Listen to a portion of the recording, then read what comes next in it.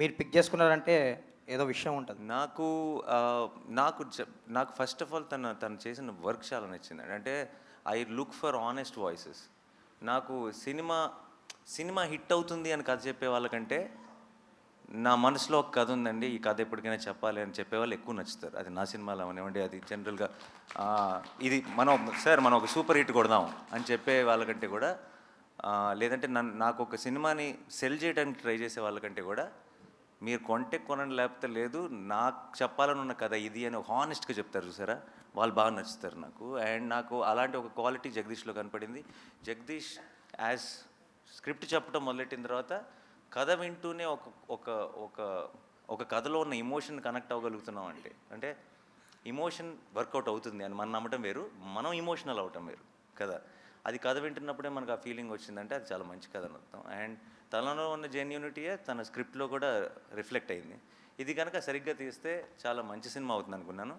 But ఈరోజు cinema చూసి ఇంకా నేను అనుకున్న దానికంటే వేరే లెవెల్కి వెళ్ళిందని నమ్ముతున్నాను. అది థ్యాంక్స్ టు దీస్ పర్ఫార్మర్స్, వీళ్ళందరూ కలిసి వేరే లెవెల్కి తీసుకెళ్లారు సినిమా. ఆల్ ద బెస్ట్ అండి. All the best. Thank you so much. Nani గారు హాయ్ హాయ్. అయితే బేసికలీ పోక్సో చట్టం గురించి నిజంగానే మీరు అన్నట్లు ఎవరికి తెలియదు. మన జానీ మాస్టర్ కేసు తీసుకున్నా ఇదే దీనికి సంబంధించిందే. సో అట్లాంటి ఇన్సిడెంట్లు ఏమైనా పెట్టారా ఇందులో? ఏమైనా ఓన్లీ మైనర్స్ బేస్డ్గా వెళ్తుందా? అసలు దానికి వీటికి ఏ సంబంధం లేదండి. ఇది complete different setup, different situation, different thing. And మీకు త్వరలో ఎనీవే మీకు ఒకసారి థియేట్రికల్ ట్రైలర్ మీరు చూసేసిన తర్వాత అసలు ఇలాంటి క్వశ్చన్ కూడా రాదు, రైజ్ అవుతుంది, మీ క్లారిటీ వచ్చేస్తుంది. అలాంటి అయితే మైనర్స్కి మద్దతుగా ఉంటుందా మీ సినిమా? అంటే మైనర్స్ లవ్ స్టోరీ, వాళ్ళు ఏజ్ ఇవన్నీ అదే like I said much more details will be revealed later. POCSO related details అన్ని తర్వాత చాలా డీటెయిల్గా మాట్లాడుకుంటాం. ఎందుకంటే లీగల్గా తర్వాత ఇష్యూస్ వచ్చే అవకాశం కూడా ఉంది. లేదండి, దానికంతా మాకు సెన్సార్ అనే ఒకటి ఉంది, వాళ్ళకి అన్ని క్లారిఫై చేసుకొని అన్ని ఎఫిడవిట్లు పెట్టే క్లారిఫై చేసుకొని సినిమా చేస్తున్నాం. సో మీరు ఒక స్టార్, మీరు ప్రాబ్లం క్రియేట్ చేస్తే తప్పితే లీగల్గా ప్రాబ్లం వచ్చే ఛాన్స్ లేదు. మీకు ఆ కంగారు అవసరం లేదు. అయితే మీరు ఒక స్టార్ హీరో, మరి మూవీకి బడ్జెట్ కూడా అదే స్టార్డమ్లో పెట్టారు. ఓకేనా మీకు క్వశ్చన్? ఎంత అవసరమో అంత పెట్టారు.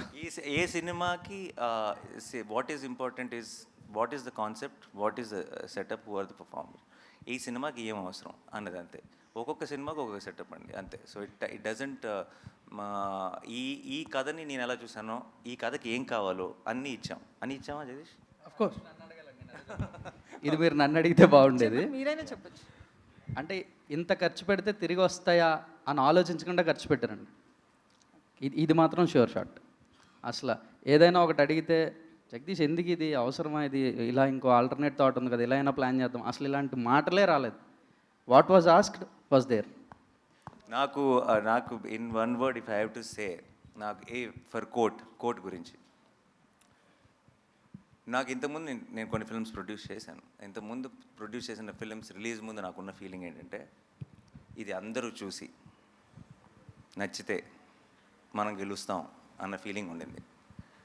నాకు కోర్ట్ చూసిన తర్వాత నాకున్న ఫీలింగ్, ఇది అందరూ చూసి నచ్చితే ఆడియన్స్ గెలుస్తారనిపిస్తుంది.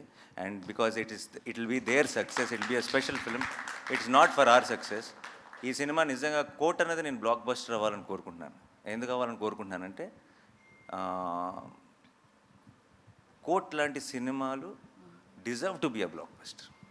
అంటే ఇలాంటి సినిమా ఈ ఇండస్ట్రీలో బ్లాక్ బస్టర్ అయిందంటారా అంటే మనందరం యాజ్ ఇండస్ట్రీ, యాజ్ ఆడియన్స్ ఒక అడుగు ముందుకు వేసినట్టే లెక్క.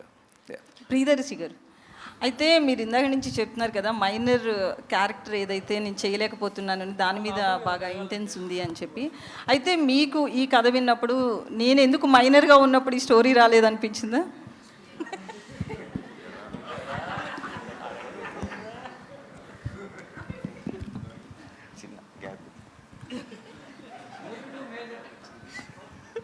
సినిమాల్లో స్పేసెస్ అంటారు వీటిని. ఇది కొంచెం బ్యాక్గ్రౌండ్ స్కోర్ కోసం అనమాట. సో మీరు కూడా ఏమైనా వేయండి. అంటే ఐ థింక్ నాకే ఓకే నాకు నేనేదో ఏదో అంటే ఫియర్ ఆఫ్ మిస్సింగ్ అవుట్ అనే అట్లాంటిది ఏం లేదండి. నాకు ఇందాక నాని అన్న చెప్పినట్టు నాకు కూడా కోర్ట్ రూమ్ డ్రామాస్ అంటే చాలా చాలా ఇష్టం.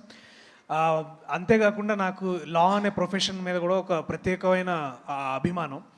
అండ్ ఇవన్నీ జరుగుతున్నప్పుడు మరి నాకేమనిపిస్తుంది అంటే, ఎప్పటి నుంచో this is a very important story to be told.